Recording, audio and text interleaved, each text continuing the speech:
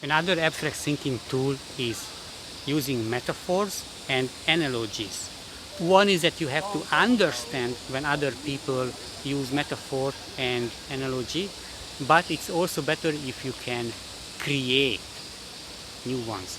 So this is useful because you look at something that you understand, or you use it for communication that another person can understand, and you want to explain something that probably is difficult to understand. So use some parallel things. So a metaphor can be that climbing the corporate ladder. This is a metaphor.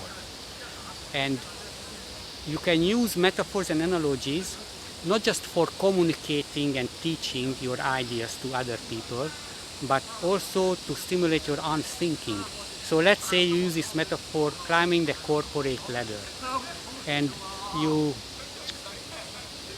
a metaphor always has some strong connection with the thing that you want to explain, but there are other elements in the metaphor that doesn't work. It's not working. So the metaphor here that climbing the corporate ladder is that it's difficult, you have to go upwards, that you move. Now, and then you can use this, it's not my idea, I heard, I read it maybe from the 7 Habits of Highly Effective People, Stephen Covey, maybe not from him, I can't remember, but because applying this metaphor was, but what if you climb the wrong ladder? So maybe the ladder is lean against the wrong wall, and then years later you will regret, oh, this is not what I want. So when you go up, oh, this is not the life I want. So you can use the metaphors and analogies to not just to explain things, but to stimulate your ideas, and then you can abstract things that oh, maybe I didn't think about what if the ladder is leaning against the wrong wall. So what does it mean? How can I use this metaphorical abstraction to come up with new ideas? And then maybe you can come up with some wisdom that it's not about focusing narrowly that, oh, there is a ladder, it is there, somebody put it there to motivate me to work harder, and then maybe more salary, more responsibility, get a better reputation.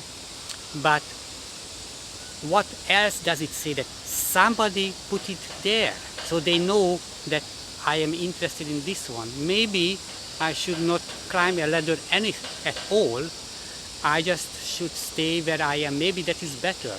Or what is in the wrong, against the wrong wall. So use metaphors and analogies not just to make your speech or writing more stylish, better style, or help people to understand. That is the main point, that communicate metaphors because they understand that you broke my heart. We understand what is breaking the heart. So this is another metaphor.